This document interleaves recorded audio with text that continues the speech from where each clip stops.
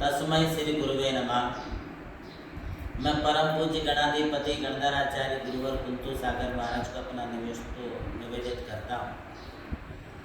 आज उनके आशीर्वाद से और उनकी महनी कृपा से इस दिगंबरत्व के रूप को धारण करके मुझे जो आत्म प्रतीति, आत्मानुभूति, आत्म संवेदना जो होती है, इसे मैं शब्दों से बखान नहीं कर सकता। यह संयम और त्याग का अद्भुत मार्ग, ये हमारे कल्याण के साथ साथ जगत के कल्याण के लिए है। मैं जब आज दोपहर में हमारे देश की एक ऐसी साधु संपदा है, ये साधु हमारे देश के अध्यात्म और त्याग के प्रतीक हैं, जिन्होंने संसार छोड़ दिया, मोह माया सारी छोड़ दी एवं संसार की समस्त संकल्प विकल्पों से जिन्होंने मुक्ति प्राप्त कर ली। वे साधु निस्वार्थ रूप से अपना और दूसरे का कल्याण करने के लिए होते हैं। किंतु जब मैंने सुना कि इस अध्यात्म प्रधान भूमि पर त्याग और संयम के साथ अपनी साधना करने वाले दो साधुओं की नृशंस हत्या इस देश में की गई है, जो हमारे मन को ही नहीं बल्कि मानवीयता को झकझोर देने वाली घटना है। जबकि समाज और देश लॉकडाउन में हो, देश का शासन और प्रशासन देशवासियों की सुरक्षा में जी जान से जुड़ा हुआ हो,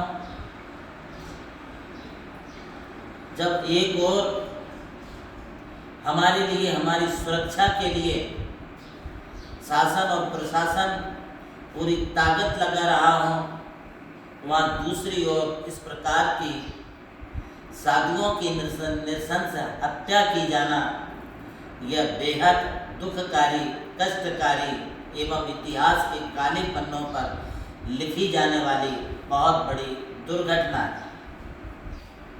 साधु को सताना, साधु को अपशब्द कहना, साधु के लिए मारना, साधु के लिए पीटना, ये निश्चित रूप से लोग अपनी भवितव्यता को, देश अपनी भवितव्यता को खराब कर रहा है। साधुओं के प्रति इस प्रकार का दुर्व्यवहार कभी नहीं किया जाना चाहिए। हमारा देश त्याग प्रधान देश है, अहिंसा प्रधान देश है। हमारी संस्कृति अहिंसा और सत्य की मिली हुई संस्कृति है। हमारे साधु अहिंसा, संयम और तप की प्रतिमूर्ति होते हैं। साधुओं के साथ इस प्रकार का घिनौना कार्य करना, ये सबसे शर्मनाक घटना है। इस घटना से बाज आना चाहिए और इस प्रकार की घटनाओं की कभी पुनरावृत्ति नहीं होनी चाहिए। मैं तो सिर्फ एक संवेदना व्यक्त कर सकता हूँ साधु होने के नाते। हमारे देश में, जहाँ हमारा देश खुद ही एक इतना बड़ा महान देश है, इस देश की संपत्ति देश की संपत्ति है, देश के नागरिक हमारे देश की संपत्ति है, तो हमारे साधु, हमारे सन्यासी, ये भी हमारे देश की संपदा है। जिस देश में साधु संतों के त्याग की पूजा होगी, वह देश कभी अधोगति को नहीं जाएगा, और जिस समय देश में साधु संतों की अवहेलना होगी, उस समय देश की अधोगति को कोई रोक नहीं सकेगा। हमें साधु संपदा की भी रक्षा करनी चाहिए, वन्य प्राणियों की भी रक्षा करना चाहिए, हमारे मंदिर, मूर्ति, तीर्थों की भी हमें रक्षा करना चाहिए। हमें एक प्राणी मात्र की रक्षा करना चाहिए। अहिंसा कहती है किसी चींटी को मत मारो, किसी प्राणी को मत मारो, किसी मनुष्य को मत मारो। ये अमानवीयता, ये दानवीयता, ये राक्षसीय गुण, आसुरीय गुण, लोगों में कैसे आ रहे हैं, ये हमें समझ से बहुत परे हैं।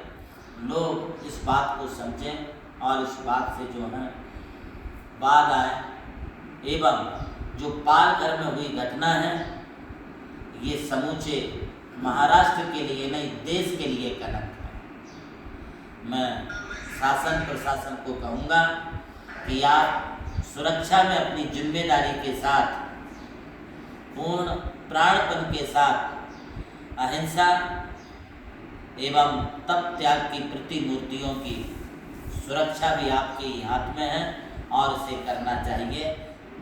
मैं इस हुई दुर्घटना के लिए घोर निंदा और भर्त्सना करता हूँ। इस प्रकार की घटनाओं पर लगाम लगनी चाहिए। महाराष्ट्र शासन हो, चाहे हमारी भारत सरकार हो, चाहे शासन को चलाने वाले कोई नेता हो, इस संदर्भ में किसी प्रकार की कोई राजनीति ना करें और न किसी प्रकार की सांप्रदायिकता की बात करें, न ही अन्य किसी प्रकार से जो है अनर्गल प्रलाप वाली बातें करें। यदि देश को सुरक्षित रखना है तो हमें साधुओं को सुरक्षित रखना होगा। साधु ही हमारे देश का भविष्य है, साधु ही हमारे देश के भाग्य और विधाता है। ऐसे साधुओं की सुरक्षा की जिम्मेदारी प्रत्येक बच्चे से लेकर के शासन और प्रशासन सभी की होती है। सभी अपनी सुरक्षा के साथ सबकी सुरक्षा करें। मैं यही भावना इस समय व्यक्त करूँ।